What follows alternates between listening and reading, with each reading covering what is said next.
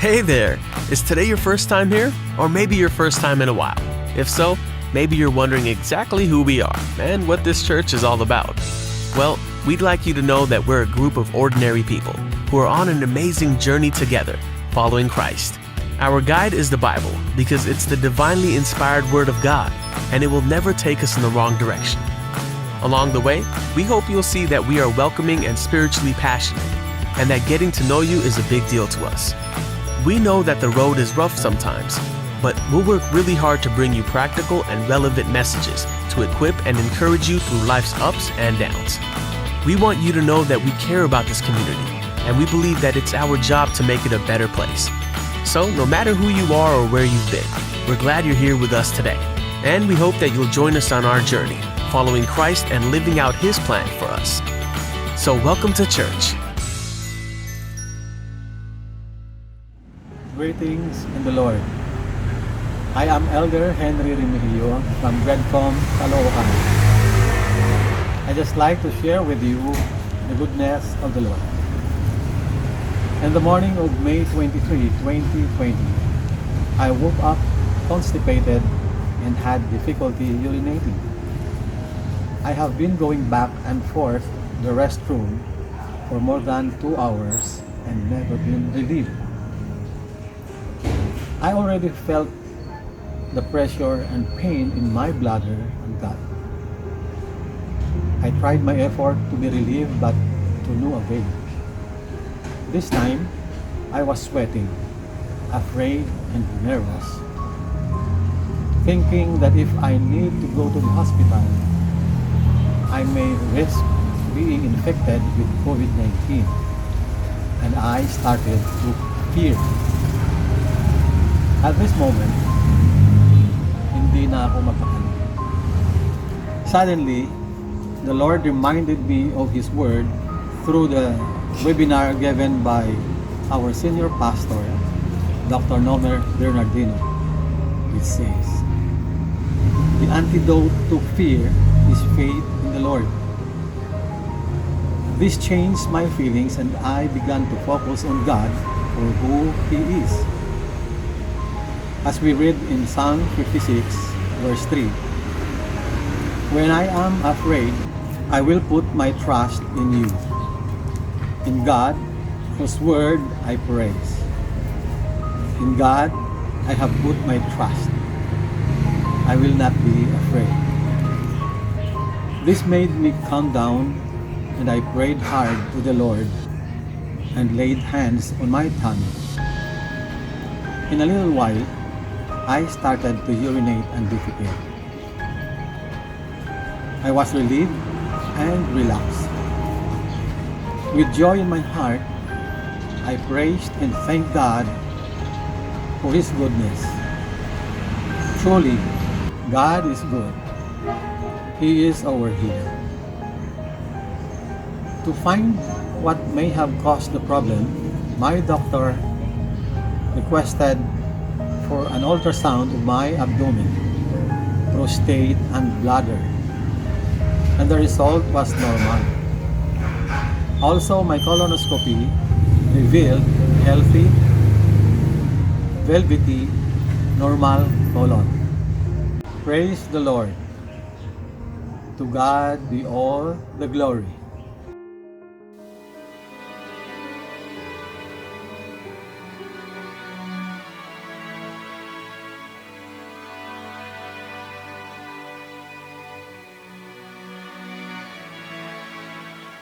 God of creation, there at the start, for the beginning of time.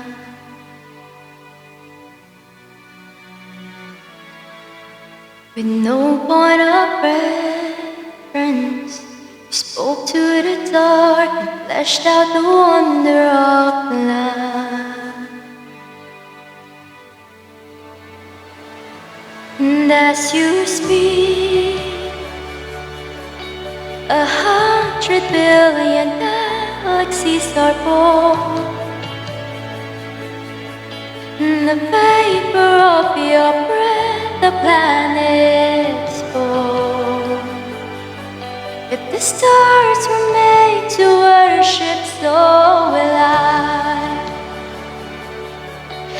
see your heart in everything you've made. Every burning star a signal fire of praise. If creation sings your praises, so will I.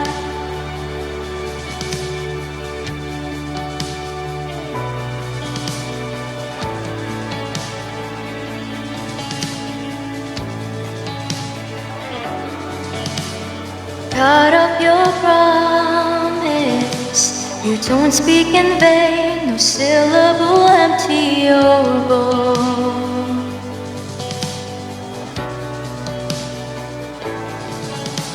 For once you have spoken, all nature and science follow the sound of your voice. And as you speak,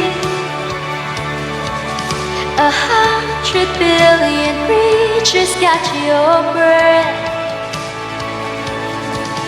evolving in pursuit of what you say. If it all reveals your nature, so will I can see your heart in everything you say.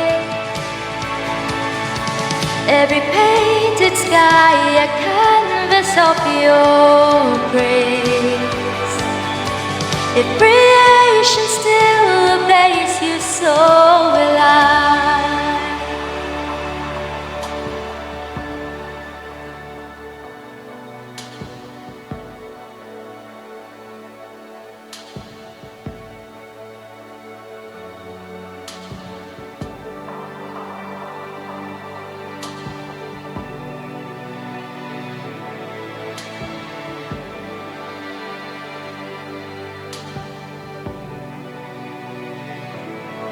If the stars were made to worship, so will I. If the mountains bow in reverence, so will I. If the oceans roar your greatness, so will I. For if everything exists to lift you high, so will I. If the wind goes where you send it, so will I. If the rocks cry out in silence, so will I. If the sum of all our praises still falls shy, then we'll sing again 100 billion times. Whoa, whoa.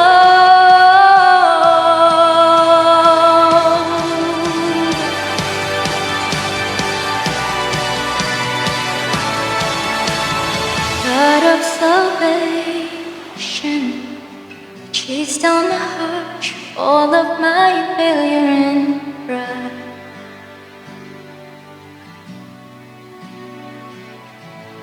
On the hill you created, the light of the world, abandoned in darkness to die. And as you speak, 100 billion failures disappear. Where you lost your life so I could find it here. If you left the grave behind you, so will I can see your heart in everything you've done. Every part designed in a work of art called love. If you gladly chose surrender, so will I can see your heart a billion different ways.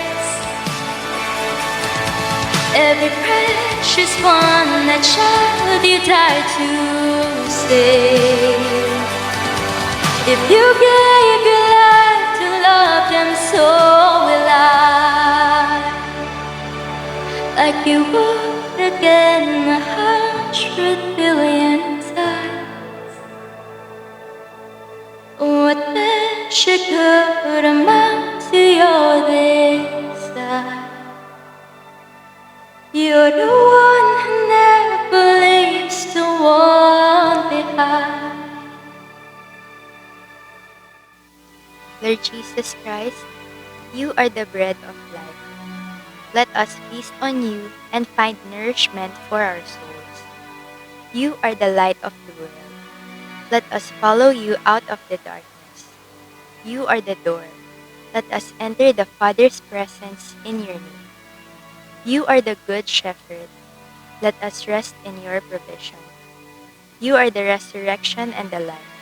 Let us find true life and victory in you. You are the way, the truth, and the life. Let us love you with all our heart, soul, mind, and strength. We pray this in your name.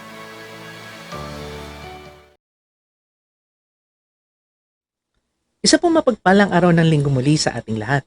Ako po ang inyong lingkod, si Pastor Kokoy ng Breadcom Caloocan, at ako po yung muling nagagalak at nabigyan muli tayo ng pagkakataon ng ating Panginoon na kayo po ay mabahaginan ng mensahe ng pag-asa na nagbumula sa kanyang salita. Sa tagpuong ito, gusto ko po kayong imbitahan na makinig sa aming pong lingguang mensahe na pinamagatang A Believer's Journey Through Suffering. And for this specific Sunday, we will be focusing on 1 Kings chapter 20 verse 22 to 29. And our title of our message for today will be The God of the Hills is the God of the Valleys. But before we start, I would just like to invite each and every one of you to come join me as we pray to seek God's guidance and His blessings in our study for today. Manalangin po tayo. Banal na Ama, kami po'y nagpapasalamat sa inyong walang hanggang kabutihan at walang hanggang pagpapala sa amin. Na sa tagpong ito, malapit ng may kagalakan at ng may pananampalataya, pagkat nabigyan nyo na naman po kami ng pagkakataon na muling saliksikin ang mga pag-asa na dinudulot po ng inyong salita. Dalangin namin, O Diyos, na naway gabayan po kami ng inyong banal na Espiritu upang sa gayon, mas lalo po naming maunawaan, hindi lang ng aming mga isipan, kundi ng aming mga puso, ang inyong mga pangako. Upang sa gayon, mas lalo kaming maging matatag, Panginoon, sa pagharap po namin sa mga pagsubok sa buhay na amin pong kakaharapin, na dala na rin, Panginoon, ng krisis na ito.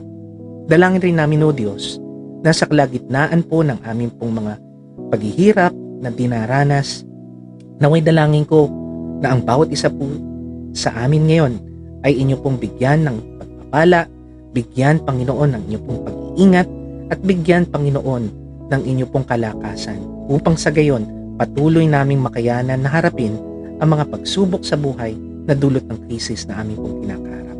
Ang lahat ng ito, Panginoon, ay aming pong dinudulog ng may pananampalataya at ng may pasasalamat sa tanging pangalan ng aming Panginoong Kristo. Amen at Amen. Before we move further to the passage that we will be focusing in our study for today, gusto ko lang po kayong mabigyan ng kaunting brief background kung ano ba ang nangyayari patungkol dito po sa passage na ating pong pag-aaralan. Makikita po natin that during this time, Israel was under the reign of King Ahab. At dito po sa pagkakataon na ito, King Ahab was an ungodly king who ruled Israel together with his wife, Queen Jezebel. At makikita po natin dito, because of their ungodliness, instead of worshiping Yahweh, they again introduced the worship of the Canaanite god Baal. At makikita rin natin dito that during his time, wickedness filled the land of Israel. And in this very moment, God's judgment will be casted upon this nation. At makikita po natin, bagamat ganun po ang kanila pong ginagawa, kahit na ganun man po kalalim ang naging kasalanan ng bayan ng Israel at ng mga harit reyna nito, makikita pa rin po natin dito yung pagmamahal at pagtatangi pa rin ng Panginoon sa kanila. God was still faithful to them even though Israel was not faithful to God. Just like what God said to Jeremiah in Jeremiah chapter 31 verse 3. It says there to Israel that I have loved you with an everlasting love. I have drawn you from with unfailing kindness. So dito po makikita nyo mga kapatid, naging tapat pa rin ang Panginoon sa kanyang tipan sa bayan ng Israel kahit na hindi po ito naging tapat sa kanya. At ito po ay makikita at ipinamalas ng Panginoon noong una pong nagkaroon ng pagtatagpo ang bayan ng Israel laban sa bayan ng Syria. At yung una po nilang paghaharap sa labanan ay naging daan para maipakita ng Panginoon yung kanyang katapatan sa bayan ng Israel. God rewarded Israel with victory over Syria.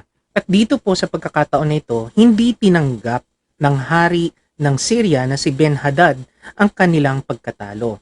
At nakaakma po silang muling lalaban at lulusob sa bayan ng Israel. Pero dito sa mga pagkakataon na ito, gusto po nilang mabago yung lugar na kanilang digmaan. Pagkat sa kanilang isip, hindi po patas ang magiging laban nila kung sila po muli ay lalaban sa balwarte o sa teritoryo mismo ng mga Israelita na ang mga burol at mga bundok na kanila pong tinitirhan. Dito po sa pagkakataon na ito, gusto pong baguhin ni Haring Ben-Hadad ang kanila pong sagupaan. He was actually looking forward to battle with King Ahab in the valleys. Pagkat sa kanilang isip, ang Diyos raw ng bayan ng Israel ay Diyos ng mga burol, Diyos ng mga bundok. At dito sa pagkakataon na ito, hindi raw po may papamalas ng Panginoon ang kanyang kalakasan kung sila po ay lalaban o lulusob sa hindi teritoryo ng kanilang Diyos. Kung tutustusin po, kung makikita po natin yung mga burol at mga kapatagan sa bayan po ng Israel ay isa pong bagay na hindi lamang po maituturing na isang lugar o lokasyon. Kung titignan po kasi natin sa Biblia, hills and valleys have much more significance other than being locations. Makikita po natin that when we talk about hills in the Bible, it is not just a high geographical point. It is also seen as a military strategical advantage over the enemies. Ikaw nga ba naman, kung halimbawa ikaw ay nakakuta sa mga bundok, kita mo kagad ang iyong mga kaaway na paparating. Also, in the Bible, it is also seen as a place of joy and gladness. Makikita rin po natin, it is considered to be a place of blessing and hope. And also, it is considered as a place of worship. Kasi kung makikita po ninyo, in Mount Moriah, nakalagak po yung Temple Mount noong mga panahon na itinayo po ito ni Haring Solomon. Gayon rin, makikita rin po natin that when the Bible talks about valleys, makikita po natin that it does not just denote of a low place or a low geographical point within the limits of Israel. It is also seen as a strategically disadvantageous place. Kasi nga po, kung makikita po ninyo, kapag ang inyo pong syudad o ang inyo pong komunidad ay nakalagak lamang o nakatayo lamang sa isa pong kapatagan, kitang-kita ho kagad kayo ng mga kaaway ninyo at napakadali ninyong lusubin. Dito po sa pagkakataon na ito, hindi ho sila mahihirapan na kayo po ay magapi. Also, makikita rin po natin dito that when the Bible talks about valleys, it pertains to destruction and death. If we look even further in the Bible, we can see that there are 6 valleys in Israel, which is connected to 6 bad experiences that the Israelites had experienced. Makikita po natin that it could also be connected to the very lowest points in our lives. Makikita po natin the Valley of Eschol, where the Israelites feared its mighty and powerful inhabitants. Kaya nga po dito makikita po natin na nagdalawang isip po ang bayan ng Israel dito kung lulusubin nga ba nila yung mga taong ito that was squattering over the promised land. So dito makikita natin that the Valley of Eschol is a representation of the Valley of Fear, which is considered to be one of the lowest points in the life of a person. Also makikita rin po natin dito that the Valley of Elah, where the Israelites faced the greatest champion of the Philistines, which is Goliath. So dito po makikita po natin that this valley is a representation of the troubles that we face in life. The Valley of Kidron, which is an actual cemetery where the likes of Samuel, Samson, and Absalom were buried. This place was seen as a place of suffering. Also, there is the Valley of Gehenna. Ito po yung dumping place. Ito po yung garbage site na ng buong Israel. Kung tutustusin, ito pong lugar na ito ay maiko-consider po natin na para bang Smoky Mountain ng bayan ng Israel, na kung saan doon tinatapon lahat po ng kanila pong mga dumi, lahat po ng kanilang mga basura. At doon po makikita po natin, dahil doon sa lugar na yon, punong-puno ng basura, wala pong halos halaman ng mga hayop ang doon ay naninirahan at tumutubo. So dito po makikita po natin that this place represents the Valley of Death. There is also the Valley of Siddim, where the place called the city of Sodom and Gomorrah is located. This represents the Valley of Sin. And last but not the least, there is also the Valley of Achor. It is the valley in which Achan, the thief, was executed with his family. This was seen as a place of disobedience. Now we can see that this valleys represents the lowest points in a person's life. At dito sa pagkakataon na ito, as we face crisis upon crisis brought to us by this pandemic, we can see that we are actually experiencing these valleys in our lives today. That is why in this passage, we will try to understand on how God has given us a way for us to be victorious in winning over the valleys of our lives. In the first part of our passage, in verse 22 of 1 Kings chapter 20, we are being taught by God that we need to heed His directions in order for us to be victorious in overcoming the valleys of our lives. Makikita po natin dito that in heeding God's directions, we need to first listen to His instructions. Just like what King Ahab did in 1 Kings chapter 20 verse 22. It says there, the prophet came to the king of Israel.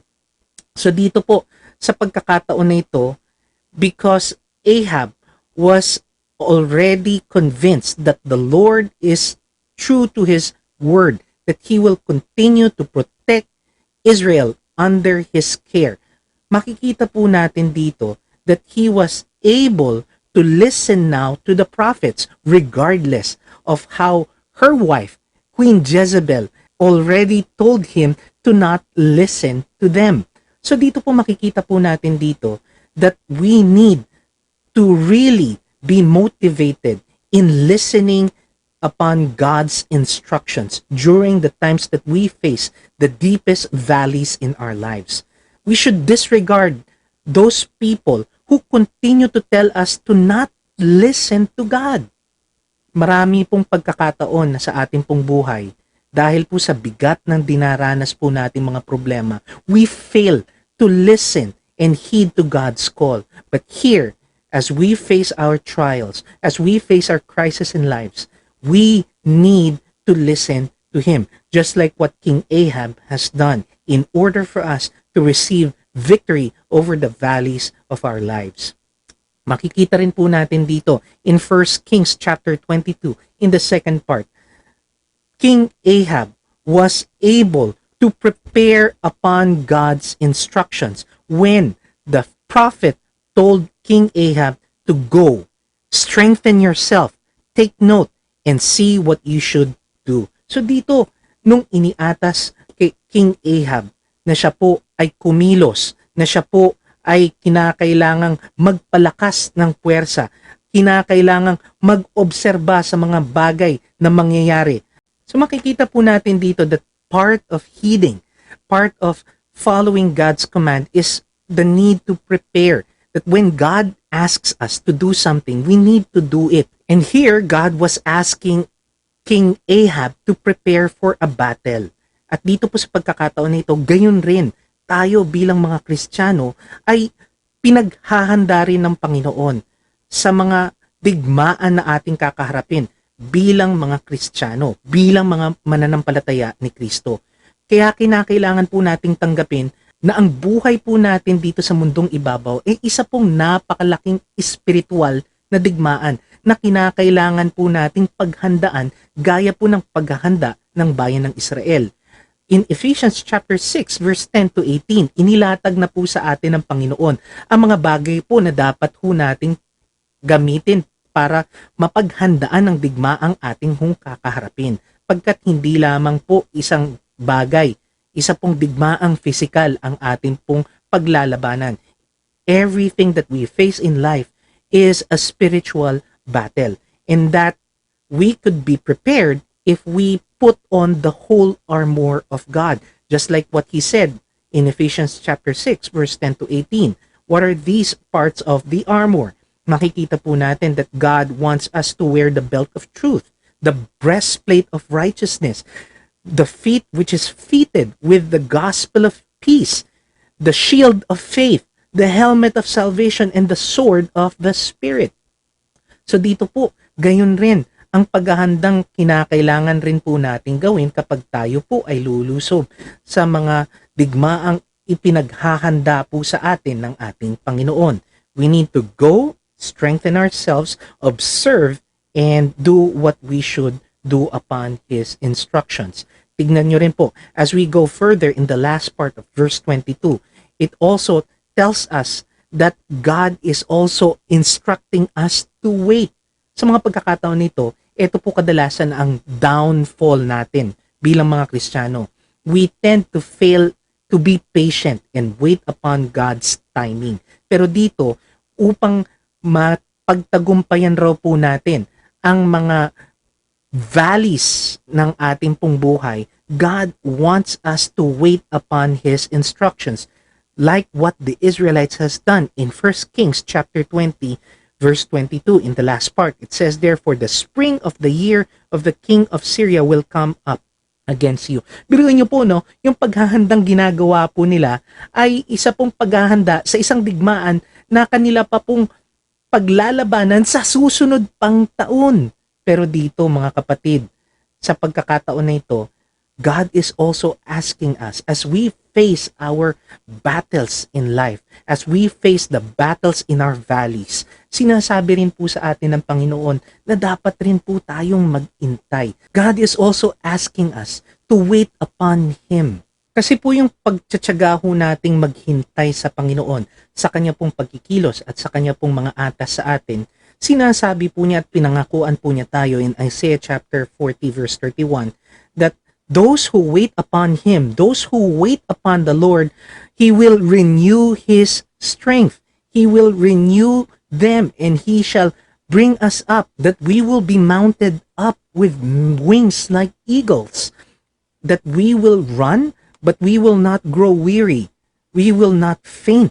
Yun po yung pag-asa po natin na kapag patuloy pa rin po tayong maghihintay sa Panginoon, sa Kanya pong pagpapala at sa Kanya pong sarili niyang timing para sa atin, sa ating pong pagkilos, if we continue to obey that, ang pagpapala po ng Panginoon ay patuloy po nating makakamtan. The second thing that we do in order for us to victoriously overcome the valleys of life is that we need to honor God's distinction. Makikita po natin in 1 Kings chapter 20 verse 23 that there is indeed danger in trying to believe in false teachings about God. In verse 23, there was this certain servant of King Ben-Hadad who gave advice to him. Sabi po niya dito na ang Diyos raw ng bayan ng Israel ay Diyos ng mga burol. He is the God of the hills. At kapag inilipat ho natin ang digmaan sa mga kapatagan, magiging powerless raw ang Diyos nila. Hindi po makakatulong si Yahweh sa kanila, pagkat siya lamang ang Diyos ng mga burol. He is only the God of the hills, and He is not the God of the valleys. So dito po makikita po natin, this is actually very dangerous for a person to try and believe false teachings about God. Dito po makikita ho natin yung logic behind what the Syrians were actually advising to their king. In here, makikita po natin, may punto nga naman na si Yahweh ay Diyos ng mga Israelita na nakalagak po sa matataas na bundok. So in their idea, makikita po natin na ang kanila pong pananaw would be Yahweh, God would be powerless if we move our battle in the fields, in the valleys. So dito po, this is indeed a dangerous thing if we cater upon false teachings. Yun po yung peligro na haharapin ng isang tao na meron pong pananampalataya o paniniwala sa isang katuruan na hindi po batay sa sinasabi ng salita ng Diyos. Oo nga, meron siyang pananampalataya and he is willing to surrender everything to that belief. But the problem is, if that belief proves to be false and is against the teaching of God, it is never a question of how faithful you are to that teaching. It is not a question on how obedient you are in that teaching. Kapag mali na po kagad ang pundisyon ng inyong paniniwala, asahan nyo po, para ho kayong isang gusali na meron pong pundasyon na mahina, guguho at babagsak po kayo. Sa mga pagkakataon na ito, mas lalo po sa panahon ng krisis na kinakailangan nating matiyak ang ating pong pananampalataya kung naaayon po ba ito sa katuwiran at sa kasulatan ng ating Panginoong Diyos. So dito mga kapatid, the more we connect ourselves in the gospel, the more we connect ourselves to God's word through the Bible, the more we understand who God is. That is why we can actually honor His distinction. Kung ano nga ba talaga ang tunay na kalikasan ng Diyos. Ibig sabihin, kapag meron po tayong ganitong uri ng paniniwala na naaayon po at nakabatay sa tamang katuruan sa kanyang salita, makikita po natin na ang ating pong pananampalataya, ang ating pong pagsunod ay magiging tama at kalugod-lugod sa Diyos. Hindi kagaya po ng bayan ng Syria na nag-imbento lang ng kanila pong pananaw patungkol sa Diyos. We need to continue to hold on to Scripture as our basis of truth, because if we don't, we will be in danger. Pagkat ito po yung iniutos sa atin ng ating Panginoon in 2 Timothy chapter 3 verse 16 to 17, that all Scripture is given by inspiration of God, and it is profitable for doctrine, for reproof, for correction, for instruction in righteousness. That is why in verse 17 it says there that the man of God may be what? Perfect, thoroughly furnished unto all good works. Dito po makikita po natin na hindi po masasayang ang ating pong pagsunod, hindi po masasayang ang ating pong pananampalataya kung ang ating pong pinagbabasihan ng ating pong paniniwala ay nakabase sa tunay na kasulatan at sinasabi ng ating Panginoon. Kaya nga po dito, makikita po natin that in continuation of verse 24 to 25, hindi po tayo manghihinayang kagaya po ng ginawa po ng bayan ng Syria na sa pagkakataon na ito, they were expecting that they will win this battle. Kaya nga po dito, sinundan ni King Ben-Hadad yung kanya pong mga prophets when they instructed that they should put captains in their places. They should master armies like the armies that they have lost, horse for horse and chariot for chariot. Then they will fight against the Israelites in the plain, and surely ito po yung paniniwala po nila, we will be strong than they. So dito po makikita po natin napaka futile yung ginawa po nilang paghahanda pagkat hindi po ito nakabase sa kung anuman ang kalooban ng Panginoon sa kanila. They based on it in the false teachings of their prophets. That is why makikita po natin dito, all of what they have done would be futile. Same thing na pinangako rin po sa atin ng ating Panginoon, that those people who have healed, who have ministered, who have prophesied in the name of Jesus, not all of them would enter the kingdom of heaven. Just like what Jesus said in Matthew chapter 7 verse 21 to 23. Not everyone who calls me Lord, Lord will enter the kingdom of God. The only people who will enter are those who what? Do what the Father in heaven wants. So dito po, kapag patuloy raw po tayong nagtatapat sa kung ano man ang naisin ng Panginoon sa ating pinapagawa, batay sa kanyang salita, dun lamang raw po tayo magkakaroon ng salvation. In verse 22, it says there, on the day, many will say to me, Lord, Lord, did I not prophesy in your name? Did I not cast demons in your name? Did I not do many mighty works in your name? So sabi ng Panginoon dito, nakakapanghinayang ang lahat ng inyo pong ginawa. Pinagbasihan nyo lamang ang isang bulaang paniniwala. Kaya dito, anong sinabi ng Panginoon sa kanila? And then I will declare to them, I never knew you. Depart from me, you workers of lawlessness. So dito po makikita po natin na nakakapanghinayang ang ginawa po ng mga Syrians dito in their preparation for their battle against the Israelites. All because they believed in a false teaching.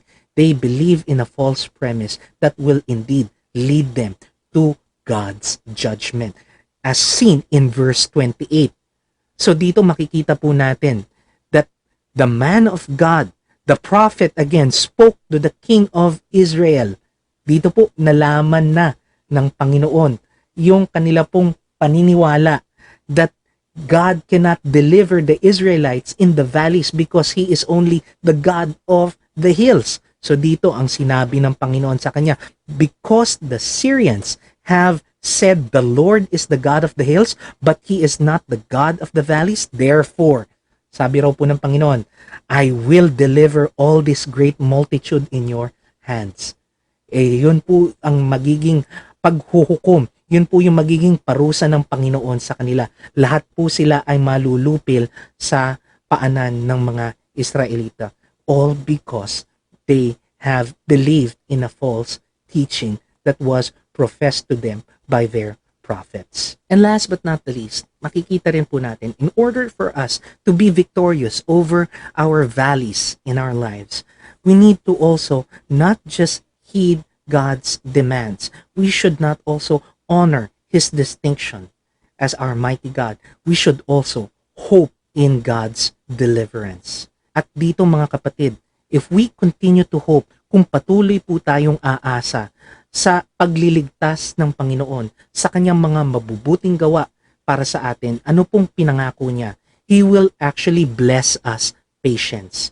In 1 Kings chapter 26, it says there, so it was in the spring of the year, Ben-Hadad mustered the Syrians and went up to Aphek to fight against the Israelites. So dito mga kapatid, God has continued to give the Israelites patience, that for the past year, they were able to patiently wait for God's timing, not because they have the power to do so, but because God has given them, through His grace, His patience, na sa kanila pong paghihintay, nagiging pagkakataon po yun ng Panginoon para mabiyayaan po sila ng patience that was needed in order for them to wait upon the battle that they will face. Also, God does not just give patience in order for us to continue to wage battle in the face of our enemies during the times that we are in our valleys. Makikita rin po natin dito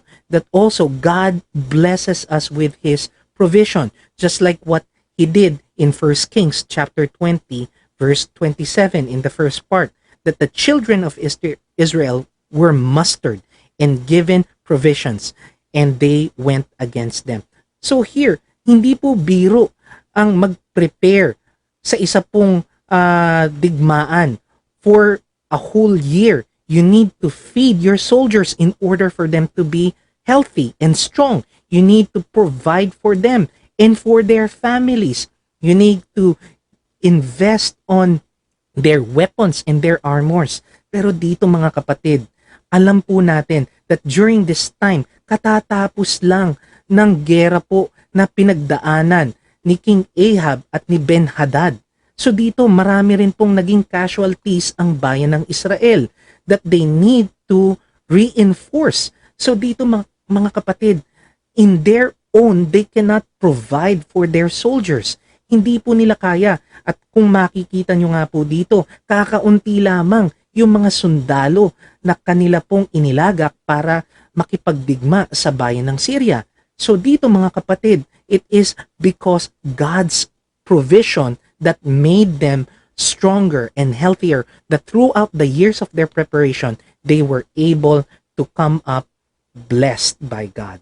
They were able to come up with soldiers who are strong and mighty, not because of their own strength, not because of their own provision, but because God has blessed them with His own provisions, with His own strength. So dito po makikita po natin dito that in our hour of need, during the times that we face the battles in our valleys, God will indeed provide for us.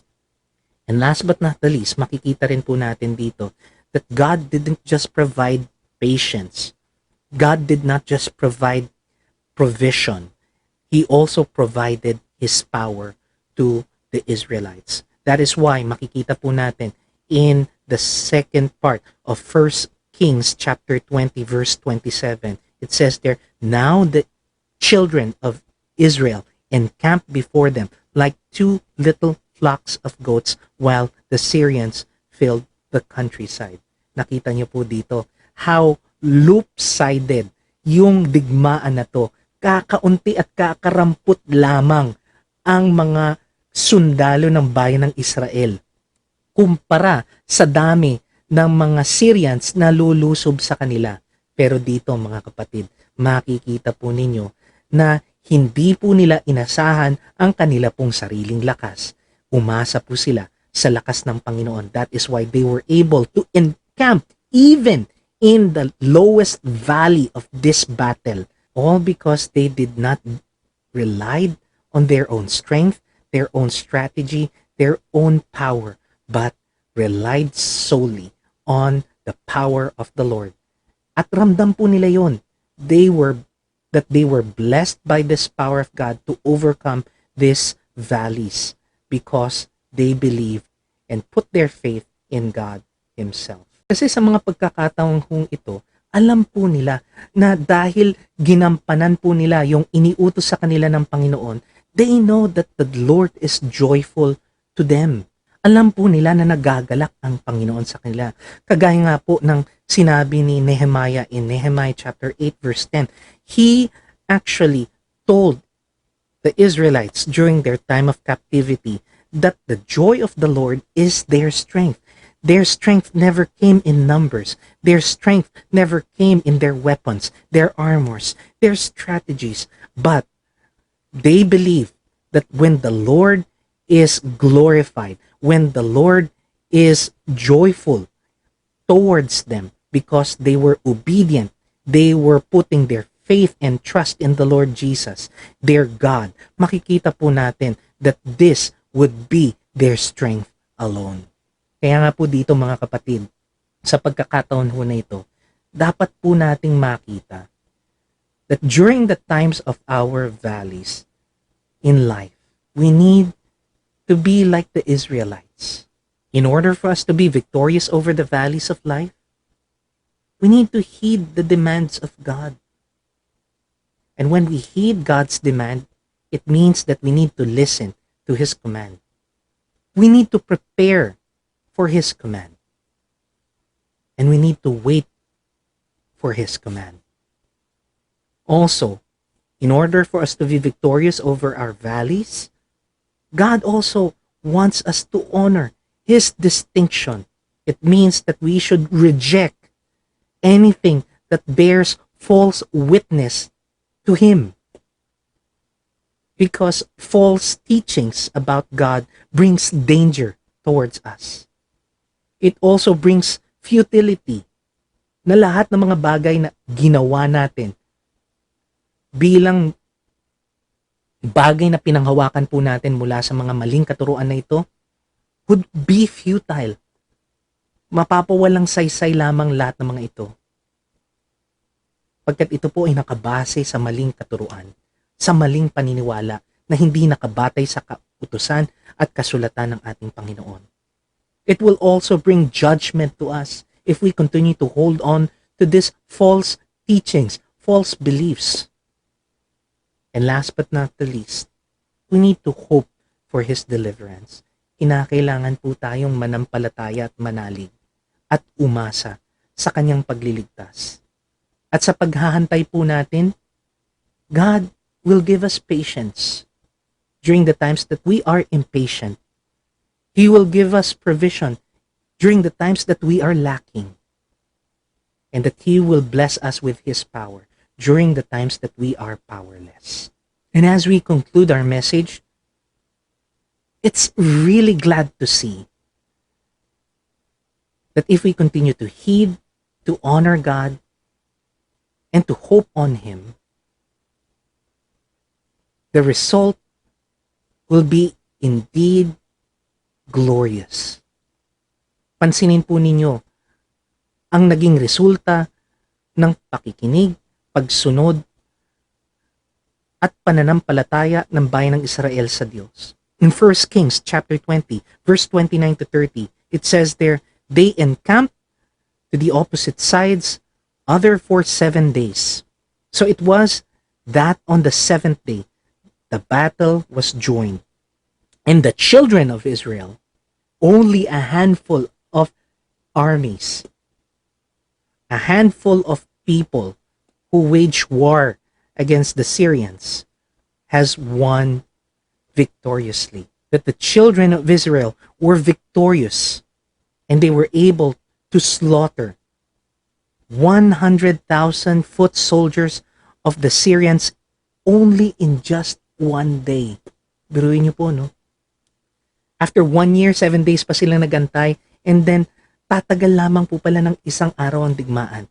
And on that day, thousands were killed. Makikita rin po natin dito, as we continue on in verse 30, hindi lang po nila nilipol ang mga sundalo ng bayan ng Syria. Nilipol rin nila ang kanilang buong syudad. When it says there, the rest fled to Aphek, to the city, and then the wall fell, and an additional 27,000 men were left dead. Wow, can you imagine how God, who was faithful to the Israelites to give their victory in the valleys, is also the same God who will give the same victory to us who are now facing the deepest valleys of our lives. All because they were able to heed, they were able to honor, and they were able to hope on God. So as my encouragement for you today, my friends, brothers and sisters in Christ Jesus, let us continue to be faithful in heeding God's call, being obedient to His commands, that even though we face our deepest valleys in life today, brought to us by this pandemic, brought to us by this crisis,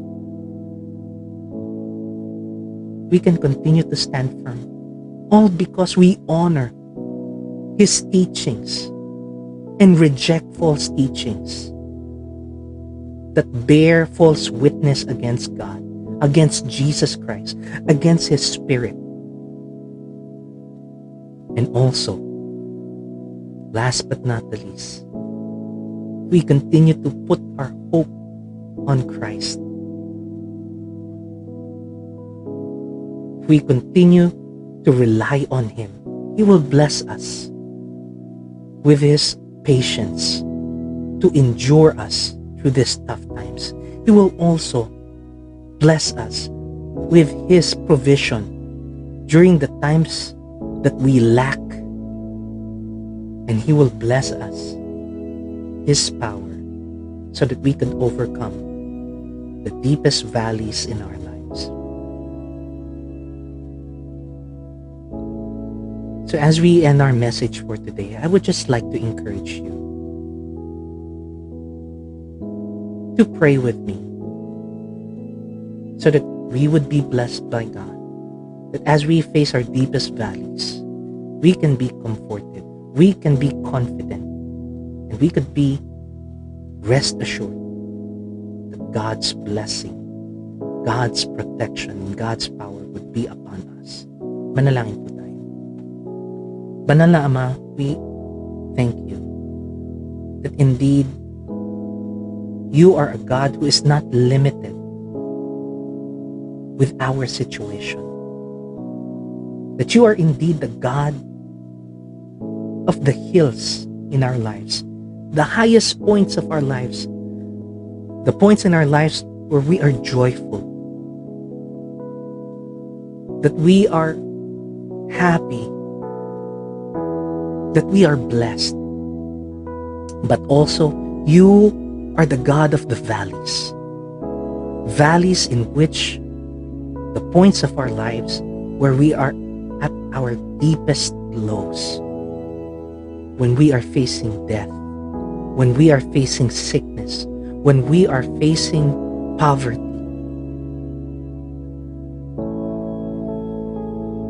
Indeed, Lord God, as you have overcome the hills of our lives, you will also overcome the valleys of our lives.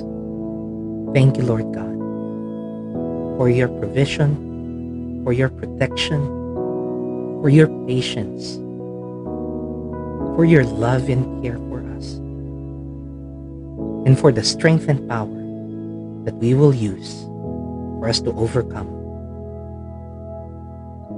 the hardships and struggles that this crisis will bring. Thank you, Lord God. Give us the strength to continue to heed, to honor you, and to hope upon you.